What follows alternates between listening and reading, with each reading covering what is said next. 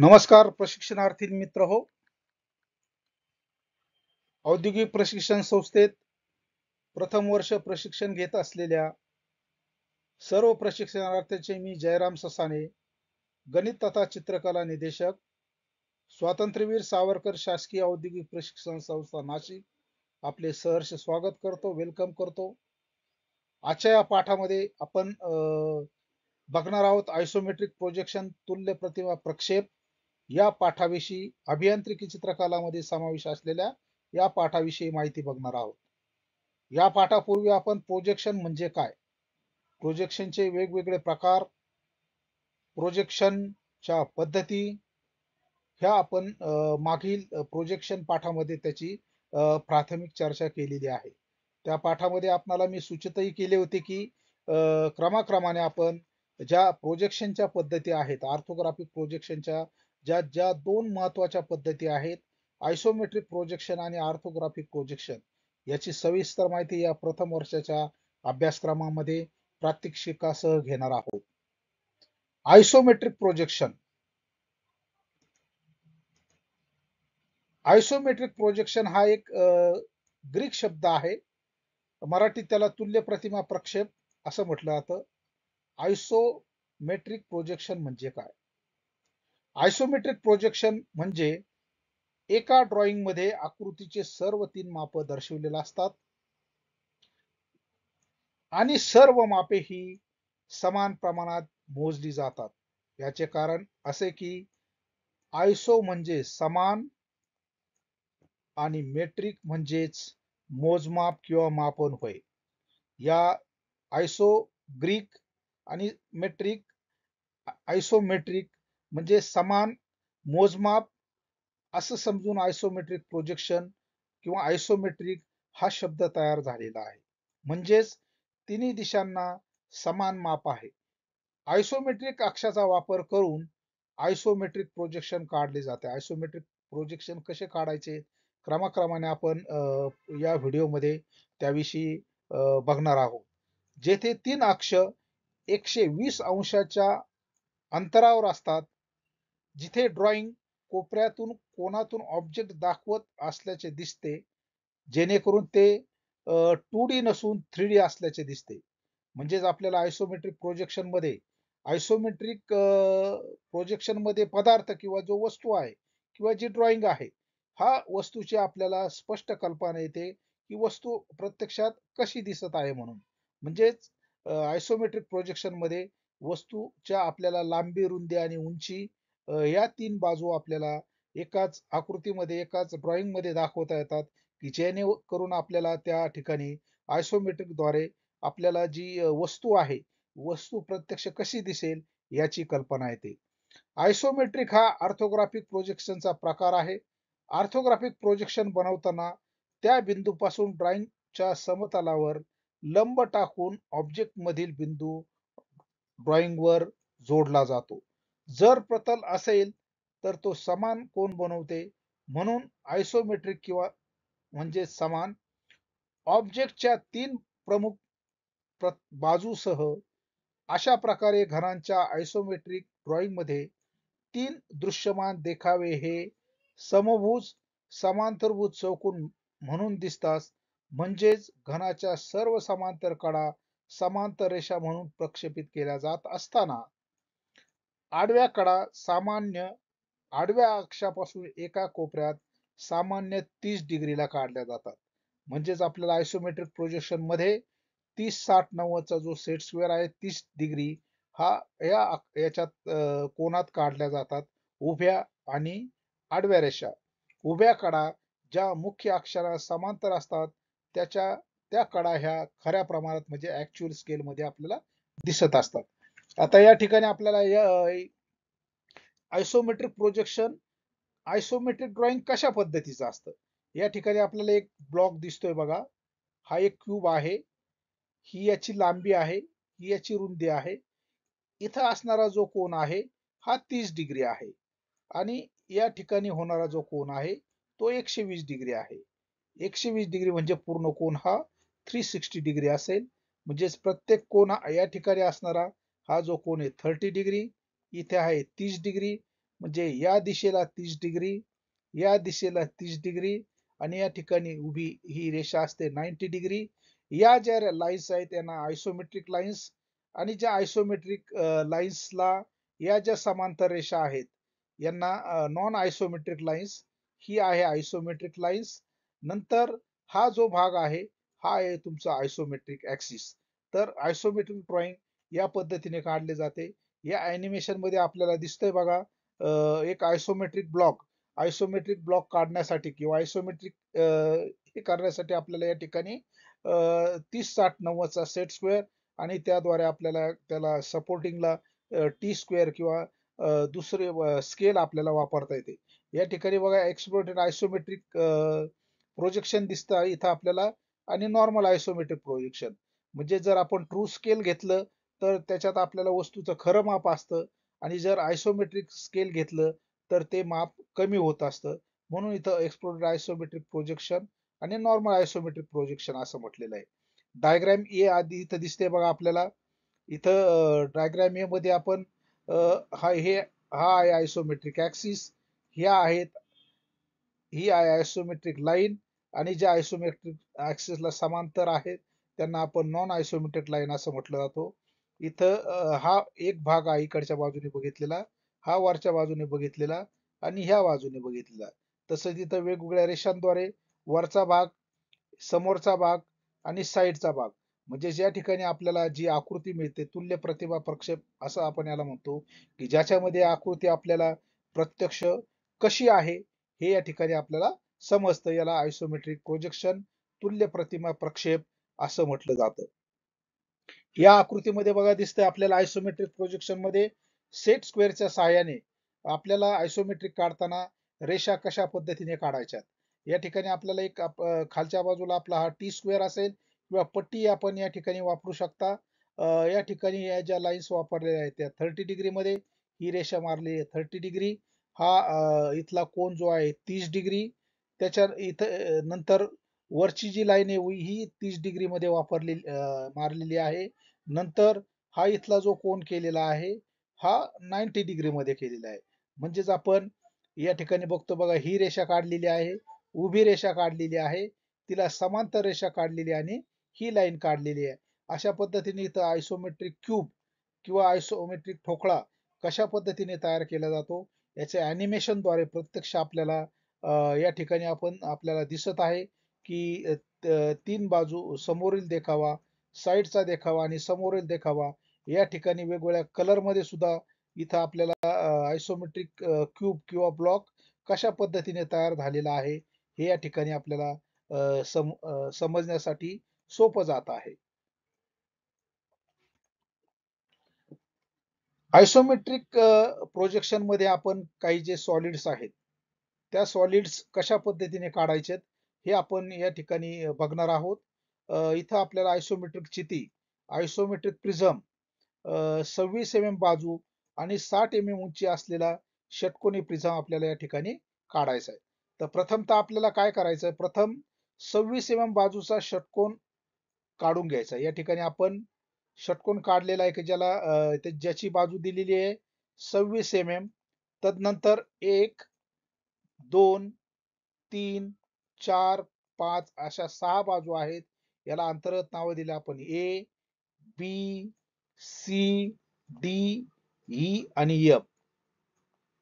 नंतर आपण हा जो षटकोन तयार केलेला आहे हा आपल्याला इथं बंदिस्त करायचा आहे. म्हणजे हा षटकोन काय करायचा आहे, आपल्याला बंदिस्त करायचा आहे. बंदिस्त असा केलाय आपण, म्हणजे हा जो ही जी कडा आहे वरपर्यंत केली, या ठिकाणी बंदिस्त केल्यानंतर आपल्याला जे माप मिळालेलं आहे हा इथं तयार झालेला षटकोन आपण अस्पष्ट रेषांनी क्लोज करायचा आहे. नंतर आयसोमेट्रिक रेषा सेट स्क्वेअरच्या सहाय्याने काढून जो बंदिस्त तयार झालेला असेल तीच माप आपल्याला कंपासने घ्यायची. तर या ठिकाणी आपण काय केलेलं, आता या ठिकाणी आयसोमेट्रिक द्वारे एक हा जो आकार आहे हा आकार इथं ट्रान्सफर केलेला आहे. म्हणजे थोडक्यात इथपासूनचं अंतर जे आहे ते इकडच्या बाजूला घेतलेलं आहे आपण आणि इकडच्या बाजूला घेतलेलं आहे.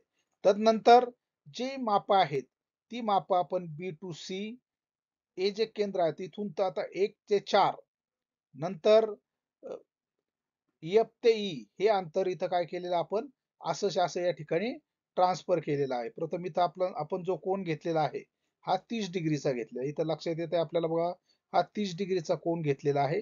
तदनंतर याची उंचीवर ह्या ज्या लाईन्स आहेत आपण ह्या वर प्रोजेक्ट केलेल्या आहेत 26 अंतरावर. आपली जी सॉरी आपण उंच केलेलं आहे 60 उंचीवर. त्याची बाजू 26 दिलेली आहे. 60 याची उंची घेतलेली आहे. त्या उंचीवर आपण तो काय केलेला आहे शिफ्ट केलेला आहे. म्हणजेच आपण एवढं डिस्टन्स हे जे डिस्टन्स आहे ते इथं घेतलेलं आहे इथल्या बाजूने. तदनंतर हे डिस्टन्स इकडच्या बाजूने हा सेंटर इथे मिळालेला आपल्याला. इथे एक पॉइंट मिळालेला आहे. हा आपण जोडल्यानंतर वरच्या बाजूला प्रोजेक्ट केल्यानंतर सेम माप आपण इथं काय केलेली आहेत प्रोजेक्ट केलेली आहे.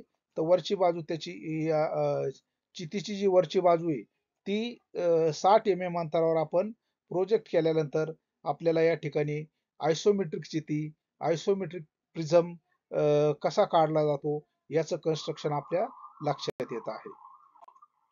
पुढचं कन्स्ट्रक्शन बघूया आपण बघा आयसोमेट्रिक सूची आयसोमेट्रिक पिरॅमिड. आयसोमेट्रिक पिरॅमिड काढणं एकदम सोपं आहे. त्याच्यासाठी काही कन्स्ट्रक्शन करायची गरज नाही.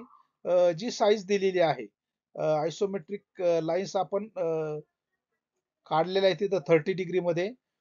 नंतर आपला जो बेस आहे बेसचा जो चौरस आहे आयसोमेट्रिक सूचीमध्ये इथं स्क्वेअर पिरॅमिड दिलेला आहे. तो स्क्वेअर इथं आपण काढून घेतलेला आहे. स्क्वेअर काढल्यानंतर त्याची जी उंची आहे त्या उंचीवर वरच्या बाजूला प्रोजेक्शन घेतलेले आहेत.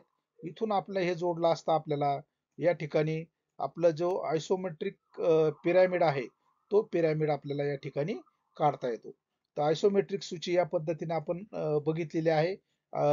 आयसोमेट्रिक जो पिरॅमिड आहे त्याचा हा फ्रंट व्ह्यू आणि हा त्याचा टॉप व्ह्यू या ठिकाणी दिलेला आहे. यावरून आपण आयसोमेट्रिक पिरॅमिड इथे काढलेला आहे. तर आयसोमेट्रिक कोन कशा पद्धतीने काढायचा आहे. आयसोमेट्रिक सर्कल ज्या पद्धतीने आपण काढतो आयसोमेट्रिक सर्कल काढल्यानंतर आपल्याला या ठिकाणी आयसोमेट्रिक जे आपल्याला आयसोमेट्रिक कोनची जी बाजू दिलेली आहे किंवा जी उंची दिलेली आहे किंवा त्याचा जो डायमीटर दिलेला आहे तो डायमीटरचं आपण स्क्वेअर इथं तयार केलेला आहे. तदनंतर आयसोमेट्रिक प्रोजेक्शन सर्कल काढण्याच्या पद्धतीद्वारे आपण इथं काय केलेलं आहे इथून हा कोन इथल्या बाजूला सर्कल काढलेला आहे.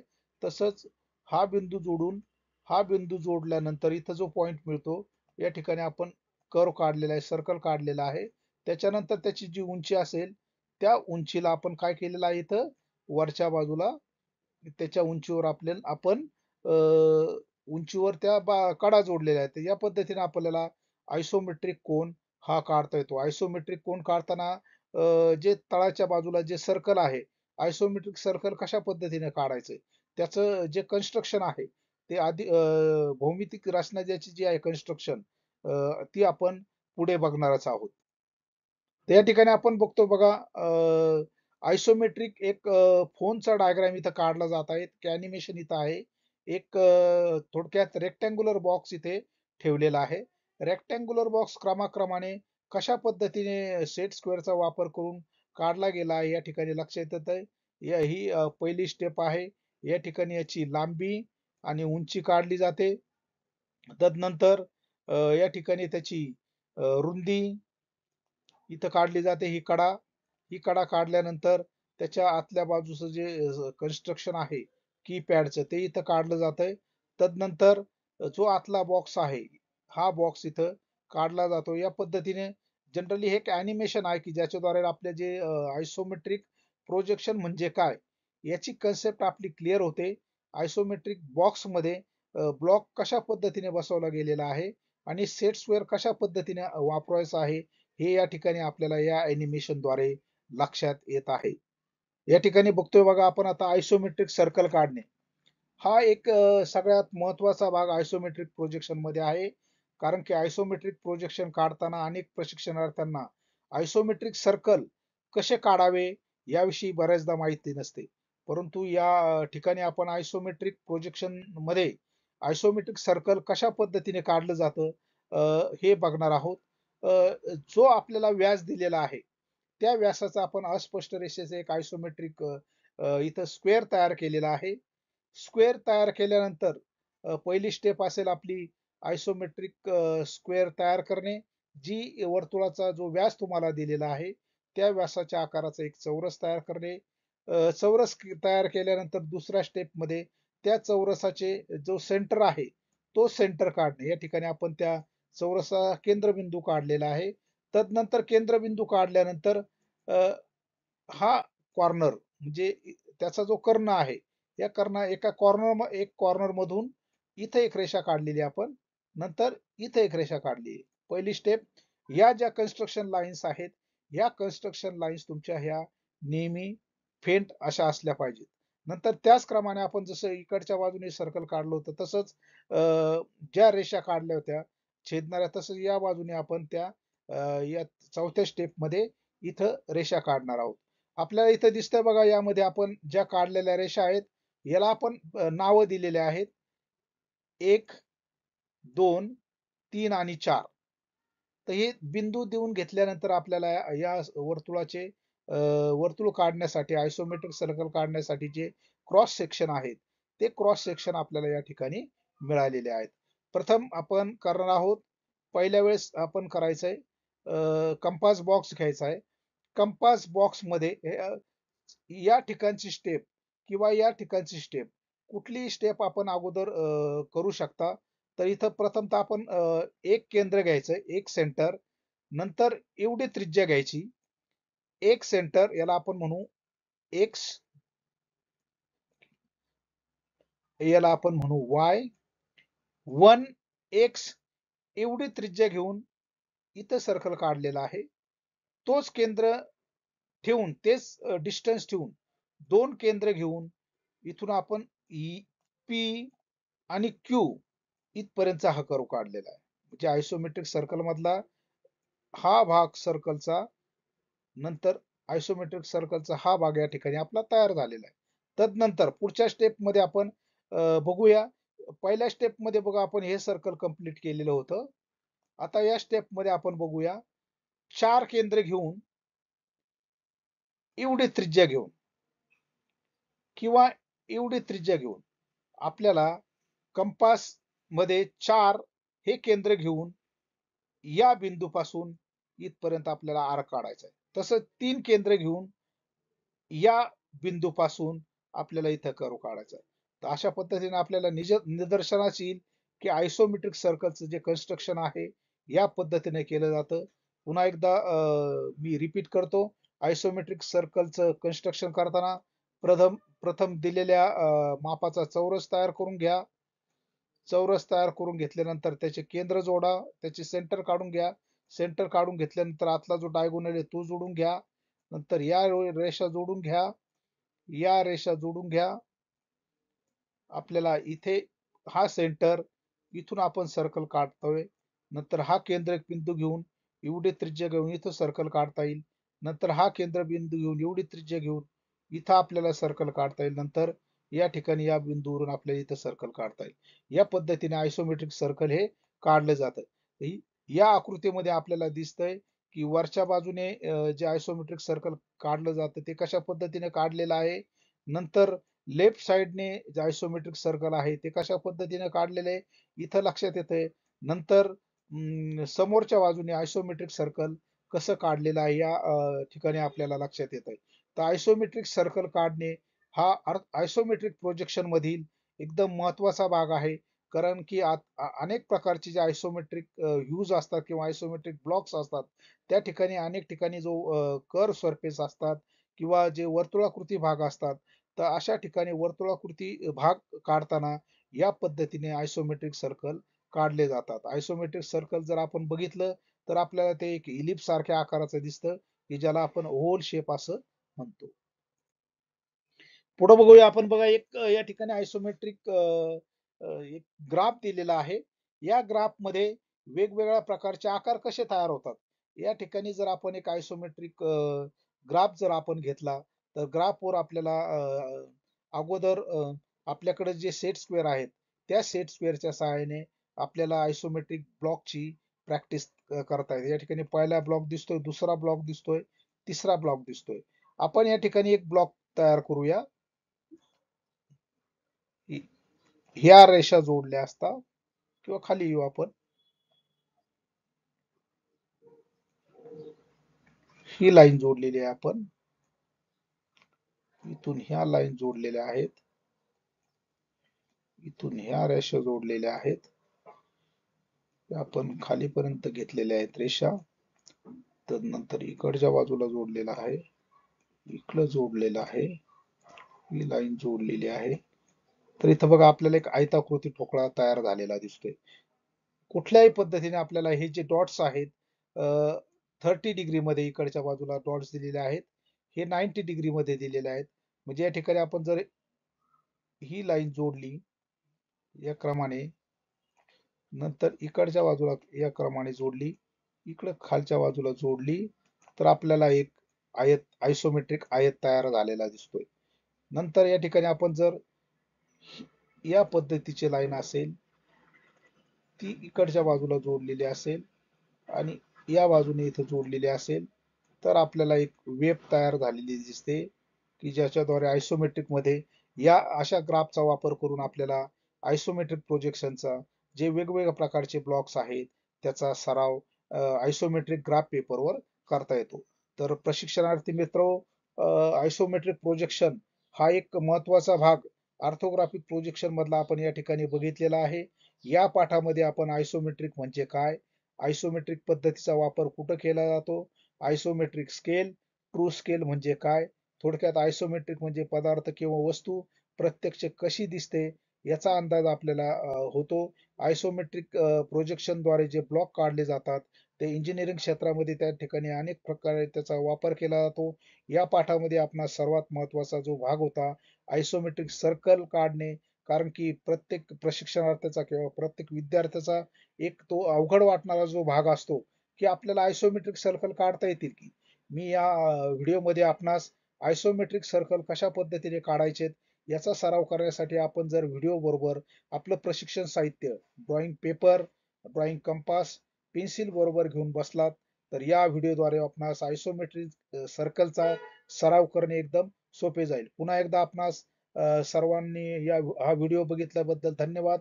पुन्हा एकदा आपणास विनंती करत आहे की माझे YouTube channel workshop calculation and science and engineering drawing videos at Sasane Jairam 5963 या यूट्यूब चॅनलला व्हिजिट करा, सबस्क्राईब करा आणि अशा अनेक प्रकारचे जे अभियांत्रिकी चित्रकला, कार्यशाळा, गणित व साहित्य व ITI च्या संबंधित असणारे व्हिडिओसाठी अवश्य बघा. धन्यवाद.